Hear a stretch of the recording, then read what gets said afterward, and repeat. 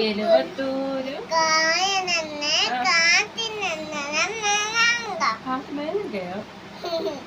ആണോ?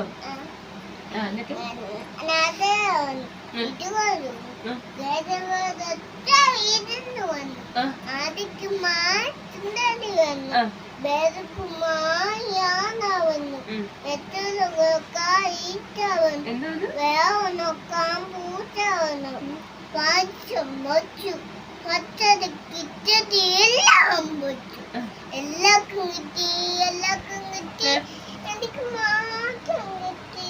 അയ്യോ ഒന്നും കിട്ടിയില്ലേ?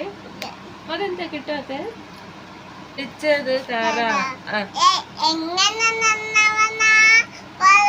എങ്ങനെ നന്നവനാ